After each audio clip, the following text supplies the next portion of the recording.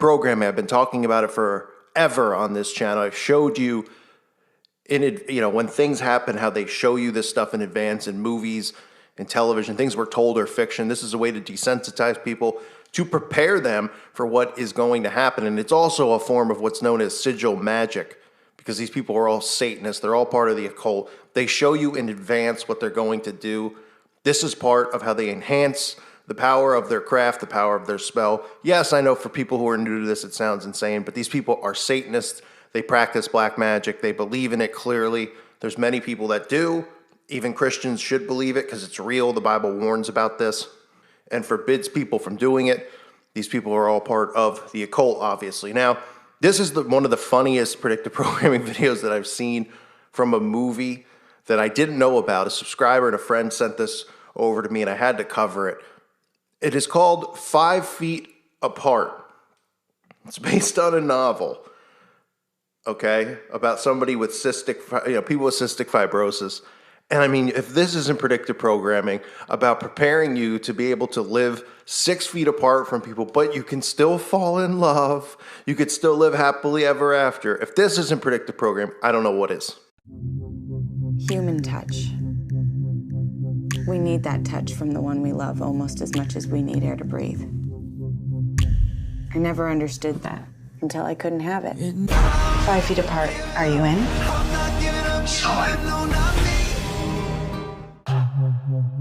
I wanted to introduce myself. I'm Will Newman. 6 feet apart at all times. You both know the rules. My lung function is down to 35% now. People with cystic fibrosis aren't supposed to get within 6 feet because we could end up catching each other's bacteria. Nothing's gonna save our lives, Stella. We're breathing borrowed air. We're gonna do our treatments together, so that way I know you're actually doing them. You left your mark. Always looking for ways to spend more time with me, aren't you, Stella? Beautiful, brave. Wish I could touch you. Stay away.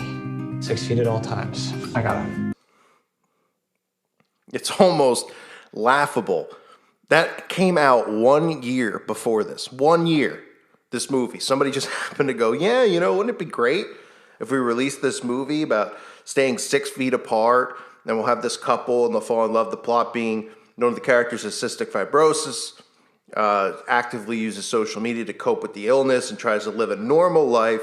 She meets another patient who is at the hospital for a medication trial, an attempt to get rid of the bacterial infection he has in his lungs. This all sounds kind of familiar, all right? And it's called 5 Feet Apart, and it's about, as you even heard the nurse, 6 feet apart, you know the rules. Where have we heard that before? Pretty interesting, right? We always talk about the predictive programming. We talk about how they've been telling us forever that there's going to be a pandemic and an outbreak, because they have, right? The long list of ridiculous movies, right, that we've heard about year after year, month after month, from pandemic to outbreak to contagion, the flu, infection, virus. These are all movies that came out that have the same exact plot. And don't forget about the zombie movies, right? That the zombies have, these people are turning into zombies because there's been this outbreak and they need to get the vax to get rid of the disease inside the zombies, right? World War Z, the movie with Brad Pitt.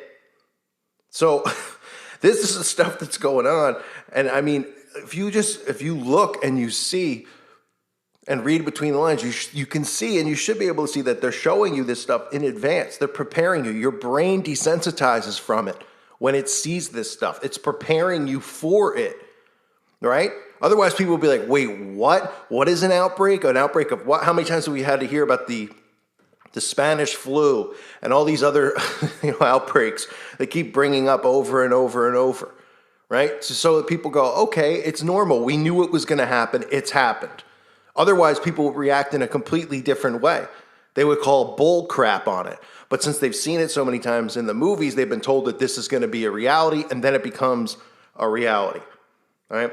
All the nonsense going on with this, the distancing of humans, getting closer to technology, distancing from other human beings, is preparing them for transhumanism.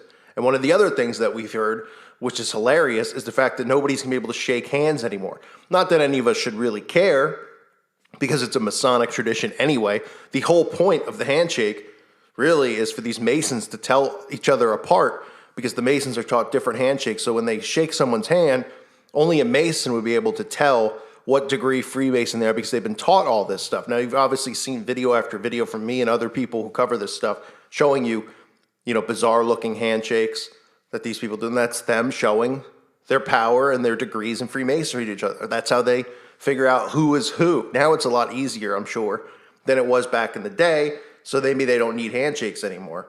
But I find it kind of funny that they're going to flat out eliminate the handshake. So maybe it'll make it easier for us to see who the Freemasons are, because they're probably still going to, because they're so programmed into doing the handshake, they're probably still going to do it. In particular, you said you're not sure we should be shaking hands anymore at all. I like a fist bump as much as the next guy, but are you really suggesting that maybe handshakes should be a thing of the past in our culture?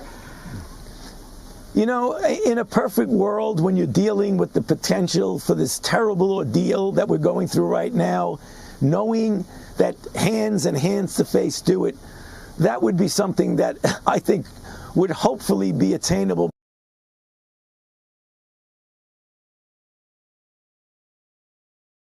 Right? But this is how they get people prepared for a world with social distancing being a permanent, normal reality. Right? Think about all the things that they've done and how they prepare people. Remember when 9/11 happened, what it was like to fly before that.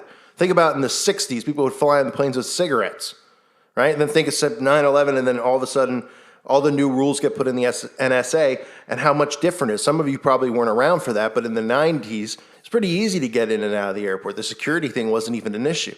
Then suddenly the security thing becomes a huge issue. And we're literally taking our laptops out, our belts off, our shoes off. And now, in 20 years later, look how much more with the outbreak. Spit in a cup, be quarantined for 14 hours, stand 6 feet apart. This is really all out of the 1984 playbook. Don't shake hands. Don't have human contact with each other. That's another predictive programming thing that was in that trailer, right? Oh, can you kiss? Can we breathe near each other? We might take each other's oxygen, right? And it sounds stupid. It sounds crazy, but the zombies out there who have been programmed, who don't think on a conscious level of their own and let the government and Big Brother and the television think for them, they don't realize they're almost activating something in their brain, which, they've buried subconsciously through seeing these films, and then the media activates. Oh yeah, right. Oh, there's an outbreak, right? Oh, it's kind of like Contagion and Outbreak, the movie, right? They told us this was going to happen, so they don't go, oh, there's something suspicious about it. Oh, this is really weird, because they feel like they've already almost lived it. And now, as you get more conditioned, which is exactly what they're doing, they're conditioning us more and more to get used to this. They're going, okay, we'll give you your beach. You can go to the beach on Memorial Day.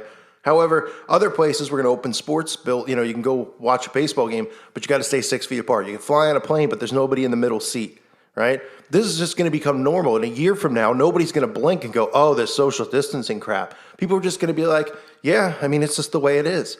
And 10 years from now, if